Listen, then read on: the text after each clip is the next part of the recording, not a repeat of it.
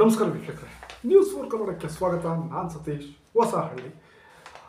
ಕರ್ನಾಟಕ ಕಾಂಗ್ರೆಸ್ಗೆ ತಲೆನೋವಾಗಿರ್ತಕ್ಕಂಥ ಮುಖ್ಯಮಂತ್ರಿ ಹುದ್ದೆಗೆ ಒಂದು ಹೊಸ ಫಾರ್ಮುಲಾವನ್ನು ರಾಹುಲ್ ಗಾಂಧಿಯವರೇ ಕಂಡುಹಿಡಿದ್ರು. 28ರ ದಾರಿ ಕೂಡ ಕ್ಲಿಯರ್ ಆಗಬೇಕು. ಜೊತೆಗೆ ಈಗ ಏನು ದೊಡ್ಡ ತಲೆನೋವಾಗಿದೆ, ಆ ಒಂದು ದೊಡ್ಡ ತಲೆನೋವಿಗೂ ಕೂಡ ಸೊಲ್ಯೂಷನ್ ಸಿಗಬೇಕು ಅಂತ ಒಂದು ಫಾರ್ಮುಲಾವನ್ನು ರಾಹುಲ್ ಗಾಂಧಿಯವರು ಕಂಡುಹಿಡಿದಿದ್ದಾರೆ. ಸೊ ಸಿದ್ದರಾಮಯ್ಯ ಅವ್ರನ್ನ ಇಳಿಸ್ತಕ್ಕಂಥ ಒಂದು ಸಮಯ ಬಂದರೆ, ಸಂದರ್ಭ ಬಂದರೆ, ಅಲ್ಲಿಗೆ ಅಚ್ಚರಿಯ ಮುಖ್ಯಮಂತ್ರಿಯೊಬ್ಬರನ್ನು ಪ್ರತಿಷ್ಠಾಪನೆಯನ್ನು ಮಾಡ್ತಕ್ಕಂಥ ಫಾರ್ಮುಲಾವನ್ನು ರಾಹುಲ್ ಗಾಂಧಿಯವರು ಕಂಡುಹಿಡಿದ. ಹಾಗಾದರೆ ಯಾವುದದು ಅಚ್ಚರಿಯ ಹೆಸರು? ಕೈಪಾಳ್ಯದಲ್ಲಿ ದಿಢೀರಂತ ಸದ್ದು ಮಾಡ್ತಿರ್ತಕ್ಕಂಥ ಆ ಒಂದು ಅಚ್ಚರಿಯ ಹೆಸರು ಯಾವುದು? ಏಕೆಂದರೆ ನೋಡಿ, ಇತ್ತೀಚೆಗೆ ಖರ್ಗೆ ಅವರು ಎಲ್ಲರೂ ಬಾಯಿ ಮುಚ್ಕೊಂಡಿರ್ಬೇಕಷ್ಟೇ ಅಂತ ಬಾಯಿ ಮುಚ್ಕೊಂಡಿರಿ ಅನ್ನೋ ಮಾತನ್ನು ಹೇಳಿದರು. ಅದ್ರ ಜೊತೆಯಲ್ಲೇ ತ್ಯಾಗದ ಮಾತುಗಳನ್ನು ಆಡಿದರು. ಬೆಳಗಾವಿಯಲ್ಲಿ ತ್ಯಾಗದ ಮಾತುಗಳನ್ನು ಆಡಿದರು.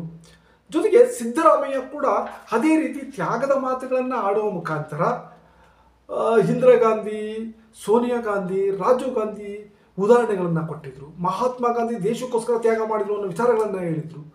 ಸೊ ಈ ಮುಖಾಂತರ ಒಂದು ರೀತಿ ಅಚ್ಚರಿಯ ಅಭ್ಯರ್ಥಿಯನ್ನು ಹೈಕಮಾಂಡ್ ಕರ್ಕೊಬಂದು ಇಡ್ತಕ್ಕಂಥ ಕೆಲಸವನ್ನು ಮಾಡ್ತಾ ಇದೆಯಾ.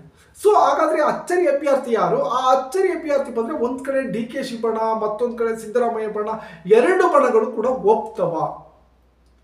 ಎಲ್ಲವನ್ನು ನಾನು ನಿಮ್ಮ ಮುಂದಿರ್ತಾ ಹೋಗ್ತೇನೆ ವೀಕ್ಷಕರೇ.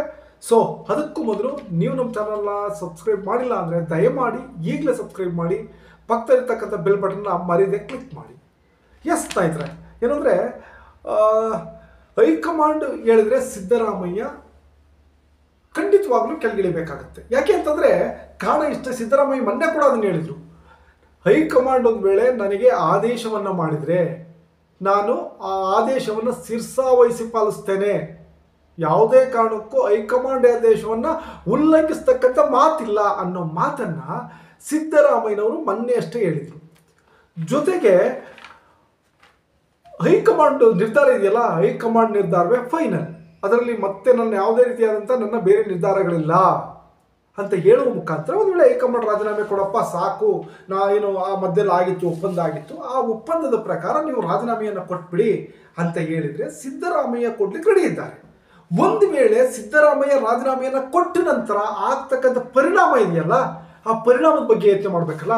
ಯಾಕೆಂದರೆ ಕರ್ನಾಟಕದಲ್ಲಿರ್ತಕ್ಕಂಥ ಬಹುತೇಕ ಶಾಸಕರು, ಕರ್ನಾಟಕ ಕಾಂಗ್ರೆಸ್ ಇರ್ತಕ್ಕಂಥ ಬಹುತೇಕ ಶಾಸಕರು ಸಿದ್ದರಾಮಯ್ಯನ ಬೆಂಬಲಿಗರು, ಸಿದ್ದರಾಮಯ್ಯನನ್ನು ಬೆಂಬಲಿಸ್ತಾರೆ. ಯಾಕೆಂದರೆ ನಾಳೆ ಅವರ ಕ್ಷೇತ್ರದಲ್ಲಿ ಗೆಲ್ಲಬೇಕು ಅಂದರೆ ಸಿದ್ದರಾಮಯ್ಯನ ಬೆಂಬಲಕ್ಕೆ ನಿಲ್ಲಬೇಕು ಅಂತ ಅನಿವಾರ್ಯತೆ ಸೃಷ್ಟಿಯಾಗುತ್ತೆ. ಕಾಂಗ್ರೆಸ್ ಒಳಗಡೆ ಅಂತ ಅನಿವಾರ್ಯತೆ ಸೃಷ್ಟಿಯಾಗುತ್ತೆ. ಸೊ ಹಾಗಾಗಿ ಸಿದ್ದರಾಮಯ್ಯ ರಾಜೀನಾಮೆ ಕೊಟ್ಟ ನಂತರ ಕೂಡ ಯಾವುದೇ ಸಮಸ್ಯೆ ಇಲ್ಲದೆ ಸಿದ್ದರಾಮಯ್ಯನವರು ಕಳಿಸ್ಕೊಡ್ಬೇಕು. ಜೊತೆಗೆ ಅವರ ಹಿಂಬಾಲಕರು ಅಥವಾ ಅವರ ಏನು ಬೆಂಬಲಿಸ್ತಕ್ಕಂಥ ಶಾಸಕರಿದ್ದಾರೆ ಅವರು ಕೂಡ ಯಾವುದೇ ಸಮಸ್ಯೆಗಳನ್ನು ಮಾಡಬಾರ್ದು. ಸೊ ಅಂಥ ಒಂದು ಫಾರ್ಮುಲಾವನ್ನು ಈಗ ರಾಹುಲ್ ಗಾಂಧಿ ಮಾಡಿದ್ದಾರೆ ಅಂತ ಹೇಳಲಾಗ್ತಾ ಇದೆ. ಯಾಕೆಂದ್ರೆ ಈಗ ಹೇಳ್ಬೋದು, ನೋಡ್ರಪ್ಪ ಆಯಿತು ನೀವು ಹೇಳ್ತಿದ್ದೀರಾ, ಆ ಒಂದು ಇದ್ರ ಪ್ರಕಾರ ನಾನು ರಾಜೀನಾಮೆಯನ್ನು ಕೊಡ್ತೇನೆ. ಆದರೆ ನೀವು ಮಾಡ್ತಿದ್ದೀರಲ್ಲ ಮುಖ್ಯಮಂತ್ರಿ, ಆ ಮುಖ್ಯಮಂತ್ರಿಯನ್ನು ನನ್ನ ಕಡೆಯವರು ಹೋಗ್ತಾ ಇಲ್ಲ, ನನಗೇನು ಸಮಸ್ಯೆ ಇಲ್ಲ. ಆದರೆ ನನ್ನ ಹಿಂಬಾಲಕರಿದ್ದಾರಲ್ಲ ಅವರೆಲ್ಲರೂ ಕೂಡ ಸಣ್ಣ ಪುಟ್ಟ ನಾಯಕರುಗಳಲ್ಲ, ಅಥವಾ ಯಾವ ಕಾರ್ಯಕರ್ತರಲ್ಲ, ನಾನು ಹೇಳ್ಬಿಟ್ಟು ಸುಮ್ಮನೆ ಹಾಕ್ಸ್ಲಿಕ್ಕೆ. ಬಟ್ ಈಗ ಏನಾಗಿದೆ ಅಂತ ಅಂದರೆ ಅಲ್ಲಿ ಇರ್ತಕ್ಕಂಥವ್ರು ಒಂದು ಸಮುದಾಯವನ್ನು ಪ್ರತಿನಿಧಿಸ್ತಕ್ಕಂಥವ್ರು, ದೊಡ್ಡ ದೊಡ್ಡ ನಾಯಕರು, ಮಂತ್ರಿ ಆಗಿರೋರು, ಮುಖ್ಯಮಂತ್ರಿ ಹುದ್ದೆಗೆ ಬರ್ತಕ್ಕಂಥ ನಾಯಕರು. ಸೊ ಅವ್ರನ್ನ ಕೂಲ್ ಮಾಡೋದು ತುಂಬ ಕಷ್ಟ. ಆದರೆ ನಾನು ಮುಖ್ಯಮಂತ್ರಿ ರಾಜೀನಾಮೆ ಕೊಡ್ತೇನೆ, ಆದರೆ ನಾನು ಹೇಳಿದ ವ್ಯಕ್ತಿಯನ್ನು ನೀವು ಮುಖ್ಯಮಂತ್ರಿ ಮಾಡಬೇಕು ಅನ್ನೋ ಒಂದು ವಿಚಾರವನ್ನು ಮುಂದಿಡ್ಬೋದು.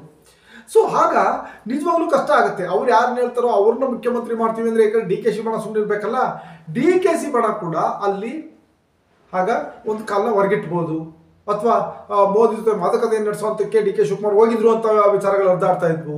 ಈ ಎಲ್ಲ ವಿಚಾರವನ್ನು ಇಟ್ಕೊಂಡು ರಾಹುಲ್ ಗಾಂಧಿಯವರು ಒಂದು ಹೊಸ ಫಾರ್ಮುಲಾವನ್ನು ರೆಡಿ ಮಾಡಿದ್ದಾರೆ. ಸೊ ಆ ಫಾರ್ಮುಲಾ ಪ್ರಕಾರ ಇಲ್ಲಿ ಸಿದ್ದರಾಮಯ್ಯ ಇಳಿದ್ರೂ ಕೂಡ, ಸಿದ್ದರಾಮಯ್ಯ ಒಂದು ವೇಳೆ ಮುಖ್ಯಮಂತ್ರಿ ಸ್ಥಾನವನ್ನು ರಿಸೈನ್ ಮಾಡಿ ಕೆಳಗಿಳಿದ್ರು ಕೂಡ ಕರ್ನಾಟಕ ಕಾಂಗ್ರೆಸ್ನಲ್ಲಿ ಯಾವುದೇ ರೀತಿ ವಿವಾದ ಆಗದಾಗೆ ನೋಡಿಕೊಂಡು ಮುಖ್ಯಮಂತ್ರಿಯನ್ನು ಆಯ್ಕೆ ಮಾಡ್ತಕ್ಕಂಥ ಕೆಲಸಕ್ಕೆ ಕೈ ಹಾಕಿದೆ. ಮುಖ್ಯಮಂತ್ರಿ ಹುದ್ದೆಯಿಂದ ನಿರ್ಗಮಿಸಿದ ನಂತರ ಆ ಒಂದು ಹುದ್ದೆಗೆ ಮಲ್ಲಿಕಾರ್ಜುನ ಖರ್ಗೆ ಅವ್ರನ್ನ ತಂದು ಕೂರಿಸ್ತಕ್ಕಂಥ ಯೋಜನೆಯನ್ನು ಕಾಂಗ್ರೆಸ್ ಹೈಕಮಾಂಡ್ ಅಂದರೆ ರಾಹುಲ್ ಗಾಂಧಿಯವರು ಮಾಡಿದ್ದಾರೆ ಅಂತ ಹೇಳಲಾಗ್ತಾ ಇದೆ. ಯಾಕೆಂದರೆ ನೋಡಿ, ಮಲ್ಲಿಕಾರ್ಜುನ ಖರ್ಗೆ ಅವರು AICC ಅಧ್ಯಕ್ಷರಾಗಿ ಆಯ್ಕೆ ಆಗಿದ್ದು ನಿಜವಾಗಲೂ ಕಾಂಗ್ರೆಸ್ ತುಂಬ ಸದೃಢವಾಗಿದ್ದಾಗಲ್ಲ, ಕಾಂಗ್ರೆಸ್ ಹೀನಾಯ ಸ್ಥಿತಿಯನ್ನು ತಲುಪಿದ್ದಂಥ ಸಂದರ್ಭದಲ್ಲಿ ನಿಜವಾಗ್ಲೂ ಕಾಂಗ್ರೆಸ್ಗೆ ಜನ ಓಟೇ ಹಾಕಲ್ಲ ಅನ್ನೋ ಸ್ಥಿತಿ ಇತ್ತು. ಆ ಸಂದರ್ಭದಲ್ಲಿ ಅಧಿಕಾರವನ್ನು ವಹಿಸ್ಕೊಂಡವರು ಮಲ್ಲಿಕಾರ್ಜುನ ಖರ್ಗೆ. ಕಾಂಗ್ರೆಸ್ ಸಂಕಷ್ಟದಲ್ಲಿದ್ದಂಥ ಸಂದರ್ಭದಲ್ಲಿ ಅಧಿಕಾರವನ್ನು ವಹಿಸಿಕೊಂಡು ಯಶಸ್ವಿಯಾಗಿ ನಿಭಾಯಿಸಿದ್ರು ಅದನ್ನ. ಕಳೆದ ಚುನಾವಣೆಯೆಲ್ಲ ನೋಡ್ತೇವೆ. ಕಳೆದ MP ಚುನಾವಣೆಯಲ್ಲಿ ನಾವು ನೋಡೋದಾದ್ರೆ, ಕಳೆದ MP ಚುನಾವಣೆಯಲ್ಲಿ ಕಾಂಗ್ರೆಸ್ನ ಮೇಲೆತ್ತಕ್ಕಂಥ ಕೆಲಸವನ್ನ ಮಾಡಿದ್ರು. ಕಾಂಗ್ರೆಸ್ಗೆ ಒಂದು ಬೂಸ್ಟ್ ಕೊಟ್ಟರು. ಕಾಂಗ್ರೆಸ್ಗೆ ನಿಜವಾಗ್ಲೂ ಮಲ್ಲಿಕಾರ್ಜುನ ಖರ್ಗೆ ಜೊತೆಗೆ 5 ಮತಗಳನ್ನ ಕ್ರೋಢೀಕರಿಸುವಂಥ ಕೆಲಸ ಆಯಿತು ಖರ್ಗೆ ಅಧ್ಯಕ್ಷ ಆಗಿರೋ ಸಂದರ್ಭದಲ್ಲಿ. ಆದರೆ ಕಳೆದ ಹರಿಯಾಣ ಚುನಾವಣೆ, ಮಹಾರಾಷ್ಟ್ರ ಚುನಾವಣೆಯನ್ನು ನಾವು ಉದಾಹರಣೆಗೆ ತಗೊಳ್ಳೋದಾದ್ರೆ, 2 ಚುನಾವಣೆಯಲ್ಲೂ ಕೂಡ ಕಾಂಗ್ರೆಸ್ ಹೀನಾಯವಾಗಿ ಸೋಲ್ತು. ಅದಕ್ಕೆ ಬೇರೆ ಬೇರೆ ಏನಾದರೂ ಉದಾಹರಣೆಯನ್ನು ಕೊಡ್ಬೋದು, ಏನಾದರೂ ಇದನ್ನು ಕೊಡ್ತೋ ಸಮರ್ಥನೆಯನ್ನು ಕೊಡ್ಬೋದು. ಆದರೆ ಆ 2 ಚುನಾವಣೆಯ ಸೋಲಿಗೆ ಮಲ್ಲಿಕಾರ್ಜುನ ಖರ್ಗೆ ಅವರ ಆಯ್ಕೆ, ಏನು ಹಠ ಮಾಡಿ ಕ್ಯಾಂಡಿಡೇಟ್ನ ಆಯ್ಕೆ ಮಾಡಿದ್ರು, ಅದು ಕೂಡ ಒಂದ್ ಕಡೆ ಕಾರಣ ಆಯಿತು ಅನ್ನೋ ಮಾತುಗಳು ಕೇಳ್ಬಂದು. ಇಂಥ ಸಂದರ್ಭದಲ್ಲಿ ಮಲ್ಲಿಕಾರ್ಜುನ ಖರ್ಗೆ ಅವ್ರನ್ನ ರಿಮೂವ್ ಮಾಡಿದ್ರೆ, ಅಥವಾ ಏನು AICC ಅಧ್ಯಕ್ಷ ಸ್ಥಾನದಿಂದ ಕಿತ್ತಾಕಿದ್ರೆ, ನಿಜವಾಗ್ಲೂ ಒಂದು ರೀತಿ ಒಬ್ಬ ದಲಿತ ನಾಯಕನಿಗೆ ಅವಮಾನವನ್ನ ಮಾಡಿದ್ರು. ಈ ವಯಸ್ಸಲ್ಲಿ ಮಲ್ಲಿಕಾರ್ಜುನ ಖರ್ಗೆ ಅವ್ರನ್ನ ಅವಮಾನಿಸಿದ್ರು ಕಾಂಗ್ರೆಸ್ನವರು, ರಾಹುಲ್ ಗಾಂಧಿ ಅವರು ಅನ್ನೋ ಮಾತುಗಳು ಕೇಳಿ ಬರ್ತವೆ. ಸೊ ಆ ಕಾರಣಕ್ಕೇ ಇದೆಲ್ಲಕ್ಕಿಂತ ಉತ್ತಮವಾದ ವಿಚಾರ ಅಂದ್ರೆ, ಅವರಿಗೆ ಒಂದು ಉತ್ತಮವಾದ ಹುದ್ದೆಯನ್ನು ಕೊಟ್ಟು ಅವರ ನಿರ್ಗಮನಕ್ಕೆ ಒಂದು ಗೌರವಯುತವಾಗಿ ನಿರ್ಗಮನವನ್ನ ಕೊಡ್ತಕ್ಕಂಥ ಕೆಲಸಕ್ಕೆ ರಾಹುಲ್ ಗಾಂಧಿ ಅವರು ಕೈ ಹಾಕ್ತಾ ಇದ್ದಾರೆ ಅಂತ ಹೇಳಲಾಗ್ತದೆ. ಸೊ ಹಾಗಾಗಿ ಕರ್ನಾಟಕದಲ್ಲಿ ಹೆಂಗಿದ್ರೂ ಮುಖ್ಯಮಂತ್ರಿ ಸಮಸ್ಯೆ ಇದೆ. ಜೊತೆಗೆ ಕರ್ನಾಟಕದಲ್ಲಿ ಖರ್ಗೆ ಅವರಿಗೆ ಯಾವಾಗಲೂ ಖರ್ಗೆ ಅವರನ್ನು ಮುಖ್ಯಮಂತ್ರಿ ಮಾಡಬೇಕಾಗಿತ್ತು, ಆದರೆ ಅವರು ದಲಿತ ಅನ್ನೋ ಕಾರಣಕ್ಕೆ ಅನ್ಯಾಯ ಆಗಿದೆ ಅನ್ನೋ ವಿಚಾರವನ್ನ ಮುಂದಿಟ್ಟು ಅವ್ರನ್ನ ಕರ್ಕೊಂಡ್ಬಂದು ಮುಖ್ಯಮಂತ್ರಿ ಹುದ್ದೆ ಮೇಲೆ ಕೂರಿಸ್ತಕ್ಕಂಥದ್ದು. ಒಂದು ವೇಳೆ ಖರ್ಗೆ ಅವರು ಮುಖ್ಯಮಂತ್ರಿ ಆಯ್ತೀನಿ ಅಂದ್ರೆ DKಶಿ ಯಾವುದೇ ಕಾರಣಕ್ಕೂ ಅದನ್ನು ವಿರೋಧಿಸಲ್ಲ. ಯಾವುದೇ ಕಾರಣಕ್ಕೆ ಈಗ ಮೊದಲೇ ಕೆಲವೊಂದು ವಿಚಾರಗಳು ಹೊರದಾಡಿದ್ವು. ಒಂದು ವೇಳೆ ನಾನಲ್ಲ ಅಂದ್ರೆ ಖರ್ಗೆ ಅವರು ಮುಖ್ಯಮಂತ್ರಿ ಆಗಲಿ, ಖರ್ಗೆ ಅವರು ಮುಖ್ಯಮಂತ್ರಿ ಆಯ್ತಾರೆ ಅಂದ್ರೆ ನನ್ನ ಯಾವ ಕ್ವಶನ್ಸ್ಗಳು ಇಲ್ಲ ಅನ್ನೋ ರೀತಿಯಲ್ಲಿ DKಶಿ ಹೇಳಿಕೆಯನ್ನು ಕೊಟ್ಟಿದ್ರು. ಜೊತೆಗೆ ಮಲ್ಲಿಕಾರ್ಜುನ ಖರ್ಗೆ ಅವರು ಮುಖ್ಯಮಂತ್ರಿ ಆಯ್ತೀನಿ ಎಂದಾಗ ಸಿದ್ದರಾಮಯ್ಯ ಕೂಡ ವಿರೋಧಿಸಲಿಕ್ಕಾಗಲ್ಲ. ಯಾಕೆಂದ್ರೆ ದಲಿತ ಸಮುದಾಯಕ್ಕೆ ಸೇರಿದಂಥ ಬಹುದೊಡ್ಡ ನಾಯಕ, ರಾಷ್ಟ್ರ ಮಟ್ಟದಲ್ಲಿ ಹೆಸರು ಮಾಡಿರ್ತಕ್ಕಂಥ ನಾಯಕ. ಜೊತೆಗೆ ಅವರಿಗೆ ಈ ಮೊದಲೇ ಸಿದ್ದರಾಮಯ್ಯ ಕಡೆಯಿಂದನೂ ಕೂಡ ಅನ್ಯಾಯ ಆಗಿದೆ ಅಂತ ಕೆಲವೊಂದು ವಿಚಾರಗಳು ಹೊರದಾಡಿದ್ವು, ಮಾಧ್ಯಮಗಳಲ್ಲಿ ವರದಿಯಾಗಿತ್ತು. ಸೊ ಇವೆಲ್ಲಕ್ಕೂ ಸೊಲ್ಯೂಷನ್ ಸಿಕ್ತಾಗುತ್ತೆ. ಸೊ ಹಾಗಾಗಿ ಮಲ್ಲಿಕಾರ್ಜುನ ಖರ್ಗೆ ಅವರನ್ನ ಮುಖ್ಯಮಂತ್ರಿ ಹುದ್ದೆಗೆ ಕೂರಿಸ್ತೀನಿ ಅನ್ನೋದಾದ್ರೆ ಇಡೀ ಕಾಂಗ್ರೆಸ್ ಎಲ್ಲರೂ ಕೂಡ ಸ್ತಬ್ಧರಾಗ್ತಾರೆ. ಯಾರು ಕೂಡ ಇಲ್ಲಿ ಕಿತ್ತಾಟವನ್ನು ಆರಂಭಿಸಲ್ಲ. ಮಲ್ಲಿಕಾರ್ಜುನ ಖರ್ಗೆ ಮುಖ್ಯಮಂತ್ರಿ ಆದ್ರೆ ಯಾರೂ ಕೂಡ ಕಿತ್ತಾಡಲ್ಲ. ಸತೀಶ್ ಜಾರಕಿಹೊಳಿ ಮತ್ತು ಜಾರಕಿಹೊಳಿ ಕುಟುಂಬ ಕೂಡ ಮಲ್ಲಿಕಾರ್ಜುನ ಖರ್ಗೆಯನ್ನು ಗೌರವಿಸುತ್ತೆ. ಮಲ್ಲಿಕಾರ್ಜುನ ಖರ್ಗೆ ನಮ್ಮ ಗುರುಗಳು ಅಂತ ಹೇಳ್ಕೊಳ್ಳುತ್ತೆ, ರಾಜಕೀಯ ಗುರುಗಳು ನಮಗೆ ಅಂತ ಹೇಳ್ಕೊಳ್ಳುತ್ತೆ. ಅಂತಹ ಸಂದರ್ಭದಲ್ಲಿ ಮಲ್ಲಿಕಾರ್ಜುನ ಖರ್ಗೆ ಮುಖ್ಯಮಂತ್ರಿ ಆಗ್ತಾರೆ, ಪ್ರಥಮ ದಲಿತ ಮುಖ್ಯಮಂತ್ರಿ ಕರ್ನಾಟಕಕ್ಕೆ. ಅದನ್ನ ವಿರೋಧಿಸ್ಲಿಕ್ಕಾಗಲ್ಲ. ವಿರೋಧಿಸಿದ್ರೆ ಅವರ ಒಂದು ಅಹಿಂದ ಇದು ಕೂಡ ಕ್ವಶನ್ ಮಾರ್ಕ್ ಆಗುತ್ತೆ. ಈ ಎಲ್ಲ ಕಾರಣವನ್ನ ಇಟ್ಕೊಂಡು ಖರ್ಗೆ ಅವ್ರನ್ನ ಕರ್ಕೊಂಡ್ಬಂದಿಲ್ಲಿ ಮುಖ್ಯಮಂತ್ರಿಯನ್ನ ಮಾಡ್ತಕ್ಕಂಥದ್ದು. ನೋಡಿ, ಇಲ್ಲಿ ಒಂದ್ ಕಡೆ ಖರ್ಗೆ ಅವರು ಮುಖ್ಯಮಂತ್ರಿ ಆದ್ರು. ಈಗ ಮತ್ತೆ 2028ಕ್ಕೂ ಕೂಡ ಇದರಲ್ಲೇ ಸೊಲ್ಯೂಷನ್ ಇದೆ. 2028ಕ್ಕೂ ಕೂಡ ಇದೇ ವಿಚಾರ ಸೊಲ್ಯೂಷನ್ ಇದೆ. ಏನಂದ್ರೆ 2028 ಚುನಾವಣೆಗೆ ಇವರು ಸತೀಶ್ ಜಾರಕಿಹೊಳಿ ಈಗಲೇ ಟವಲ್ ಹಾಕಿ ಕೂತಿದ್ದಾರೆ, ನಾನು ಮುಖ್ಯಮಂತ್ರಿ ಆಗ್ಬೇಕು ಅಂತ.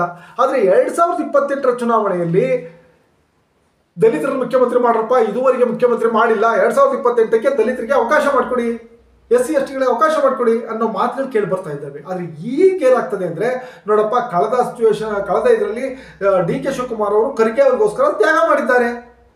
ಮುಖ್ಯಮಂತ್ರಿ ಹುದ್ದೆಗೆ ಬಂದಿದ್ರು, ಹತ್ರಕ್ಕೆ ಬಂದು ನಿಂತಿದ್ದಾರೆ, ಮುಖ್ಯಮಂತ್ರಿ ಚೇರ್ ಹತ್ರಕ್ಕೆ ಬಂದು ಅವ್ರು ಬಿಟ್ಕೊಟ್ರು, ಖರ್ಗೆಗೆ ತ್ಯಾಗವನ್ನು ಮಾಡಿದ್ರು. ಅವರಿಗೆ ಸರಿ ಅವಕಾಶ ಕೊಡಲೇಬೇಕು. ಹಾಗಾಗಿ ಯಾರು ಇದು ಮಾಡುವಾಗಿಲ್ಲ. ಕಳೆದ ಬಾರಿ ದಲಿತ ಮುಖ್ಯಮಂತ್ರಿಯನ್ನು ಮಾಡಿದ್ದೇವೆ, ಈ ಸರಿ ಒಕ್ಕಲಿಗ ಸಮುದಾಯದ ಮುಖ್ಯಮಂತ್ರಿಯನ್ನ ಮಾಡ್ತೇವೆ ಅನ್ನೋ ಮಾತುಗಳನ್ನ ಮುಂದಿಟ್ಟು 2028ಕ್ಕೆ DK ಶಿವಕುಮಾರ್ ಅವ್ರಿಗೆ ಪೂರ್ಣಾವಧಿ ಮುಖ್ಯಮಂತ್ರಿ ಅವಕಾಶವನ್ನು ಮಾಡಿಕೊಡ್ಬೋದು. ಜೊತೆಗೆ ರಾಜಣ್ಣ ಕೂಡ ಮೊನ್ನೆ ಹೇಳ್ತಿದ್ರು, ಈಗ ಬಿಟ್ಬಿಡಿ, 2028ಕ್ಕೆ ನೀವು ಮುಖ್ಯಮಂತ್ರಿ ಆಗಿ 5 ವರ್ಷ ನೀವೇ ಇರಿ, ನಾವೇನು ಬೇಡ ಅಂತ ಹೇಳಿಲ್ವಲ್ಲ ಅನ್ನೋ ಮಾತನ್ನು ಕೂಡ ರಾಜಣ್ಣ ಅವರು ಹೇಳಿದ್ರು. ಸಿದ್ದರಾಮಯ್ಯನ ಗುಂಪಲ್ಲಿ ಸಿದ್ದರಾಮಯ್ಯನವ್ರ ಗುಂಪಲ್ಲಿ ಗುರುತಿಸ್ಕೊಂಡಿದ್ದಾರೆ ರಾಜಣ್ಣ. ಅವರು ಕೂಡ ಹೇಳಿದ ಇದೇ ವಿಷಯ. 2028ಕ್ಕೆ DK ಶಿವಕುಮಾರ್ ಅವರು ಪೂರ್ಣಾವಧಿ ಮುಖ್ಯಮಂತ್ರಿ ಆಗಿರಲಿ, ನಾವೇನು ಬೇಡ ಅಂತ ಹೇಳಲ್ವಲ್ಲ ಅನ್ನೋ ವಿಚಾರವನ್ನ ಮುಂದಿಟ್ಟಿದ್ರು. ಇವೆಲ್ಲವನ್ನ ಆಧರಿಸಿ 2028ಕ್ಕೆ DK ಶಿವಕುಮಾರ್ ಮುಖ್ಯಮಂತ್ರಿ ಅನ್ನೋ ವಿಚಾರವನ್ನ ಮುಂದಿರ್ತಕ್ಕಂಥದ್ದು. ಸೊ ಇಲ್ಲಿ 2028ಕ್ಕೂ ಸೊಲ್ಯೂಷನ್ ಸಿಕ್ತು, ಈಗಿನ ತಲೆನೋವಿಗೂ ಕೂಡ ಸೊಲ್ಯೂಷನ್ ಸಿಕ್ತು. ಇಂಥ ಒಂದು ಫಾರ್ಮುಲಾವನ್ನ ರಾಹುಲ್ ಗಾಂಧಿ ರೆಡಿ ಮಾಡಿದ್ದಾರೆ ಅನ್ನೋದು ಕಾಂಗ್ರೆಸ್ ವಲಯದಲ್ಲಿ ಕೇಳಿ ಬರ್ತಕ್ಕಂಥ ಮಾತು, ಕಾಂಗ್ರೆಸ್ ಆಪ್ತ ವಲಯದಲ್ಲಿ ಕೇಳಿ ಬರ್ತಿರ್ತಕ್ಕಂಥ ಮಾತು. ಅದಕ್ಕೆ DKಶಿ ಕೂಡ ಒಪ್ಪಿಗೆಯನ್ನು ಕೊಡಲಿಕ್ಕೆ ರೆಡಿ ಇದ್ದಾರೆ, ಸಮ್ಮತಿಯನ್ನು ಸೂಚಿಸ್ತಾರೆ ಅದಕ್ಕೆ DK ಶಿವಕುಮಾರ್ ಅನ್ನೋ ಮಾತುಗಳು ಕೂಡ ಕೇಳಿ ಬರ್ತಾ ಇದೆ. ಒಂದು ವೇಳೆ ಏನಾದರೂ ಇನ್ನೂ ಒಂದು ಪ್ಲಾನ್ ಬಿ ಕೂಡ ರೆಡಿಯಾಗಿದೆ. ಒಂದು ವೇಳೆ ಏನಾದರೂ ಖರ್ಗೆ ಅವರು ಮುಖ್ಯಮಂತ್ರಿ ಆಗಲಿಕ್ಕೆ ಒಪ್ಪಿಲ್ಲ, ಇಲ್ಲಪ್ಪ ಬೇಡ ನನಗೆ, ನಾನು ಮುಖ್ಯಮಂತ್ರಿ ಆಗಲ್ಲ, ಅವನೇ ಅದನ್ನು ಮಾಡಿ ಅಂತ ಹೇಳಿದ್ರು. ಆಗ ಡಿ ಕೆ ಶಿವಕುಮಾರ್ಗೆ 2.5 ವರ್ಷ ಮುಖ್ಯಮಂತ್ರಿ ಜೊತೆಗೆ ಪ್ರಿಯಾಂಕಾ ಖರ್ಗೆಗೆ ಉಪಮುಖ್ಯಮಂತ್ರಿ ಸ್ಥಾನವನ್ನು ಕೊಡುವ ಮುಖಾಂತರ ಸಿದ್ದರಾಮಯ್ಯ ಬಣವನ್ನು ಸೈಲೆಂಟ್ ಮಾಡಿ 2028ಕ್ಕೆ ಸತೀಶ್ ಅವ್ರನ್ನ ಮುಖ್ಯಮಂತ್ರಿ ಮಾಡುವಂತ ಒಂದು ಯೋಚನೆಯನ್ನ ಮಾಡ್ತಕ್ಕಂಥದ್ದು. ಸತೀಶ್ ಅಂದ್ರೆ ಸಿದ್ದರಾಮಯ್ಯ ಟೀಮ್ನಲ್ಲಿ ಇರ್ತಕ್ಕಂಥವ್ರಿಗೆ 2028ಕ್ಕೆ ಮುಖ್ಯಮಂತ್ರಿ ಅಭ್ಯರ್ಥಿ ಡಿ ಕೆ ಶಿವಕುಮಾರ್ ಅವರು ಈಗ ಸ್ಪಷ್ಟವಾಗಿ ಹೇಳ್ತಕ್ಕಂಥದ್ದು, ನೀವು 2.5 ವರ್ಷ ಮುಖ್ಯಮಂತ್ರಿ ಆದ ನಂತರ ಮತ್ತೆ ಪುನಃ ಕೇಳುವಂತಿಲ್ಲ. ಮುಂದಕ್ಕೆ ಸಿದ್ದರಾಮಯ್ಯ ಬಣದಿಂದ ಯಾರನ್ನ ಸೂಚಿಸ್ತಾರೋ ಅವ್ರನ್ನ ಮುಖ್ಯಮಂತ್ರಿ ಉಪಮುಖ್ಯಮಂತ್ರಿ ಹುದ್ದೆಗೆ ಮಾಡ್ತಕ್ಕಂಥದ್ದು, ಜೊತೆಗೆ ಅವರ ಸಾರಥ್ಯದಲ್ಲೇ ಚುನಾವಣೆಗೆ ಹೋಗ್ತಕ್ಕಂಥದ್ದು. ಸತೀಶ್ ಜಾರಕಿಹೊಳಿ ಅವರನ್ನ ಈಗ KPCC ಅಧ್ಯಕ್ಷರಾಗಿ ಆಯ್ಕೆ ಮಾಡ್ತಕ್ಕಂಥದ್ದು. ಇದು ಪ್ಲಾನ್ ಬಿ ಫಾರ್ಮುಲಾ ಆಗಿದೆ ವೀಕ್ಷಕರೇ. ಸೊ ಒಂದು ವೇಳೆ ಮಲ್ಲಿಕಾರ್ಜುನ ಖರ್ಗೆ ಅವ್ರನ್ನ ಕರ್ಕೊಂಡ್ಬಂದು ಮುಖ್ಯಮಂತ್ರಿ ಹುದ್ದೆ ಕೂರಿಸಿದ್ದೆ ಆದರೆ ಈ ಎಲ್ಲ ಸಮಸ್ಯೆಗಳಿಗೆ ಸೊಲ್ಯೂಷನ್ ಸಿಗುತ್ತಾ? ರಾಹುಲ್ ಗಾಂಧಿ ಅವರ ಫಾರ್ಮುಲಾ ಕರ್ನಾಟಕದಲ್ಲಿ ಸಕ್ಸಸ್ ಆಗುತ್ತಾ? ನಿಮ್ಮ ಅನಿಸಿಕೆ ಅಭಿಪ್ರಾಯಗಳನ್ನು ಕಮೆಂಟ್ ಮಾಡಿ, ವಿಡಿಯೋ ಇಷ್ಟ ಲೈಕ್ ಮಾಡಿ, ಶೇರ್ ಮಾಡಿ, ತಪ್ಪದೆ ಚಾನಲ್ ಸಬ್ಸ್ಕ್ರೈಬ್ ಮಾಡಿ. Thank you.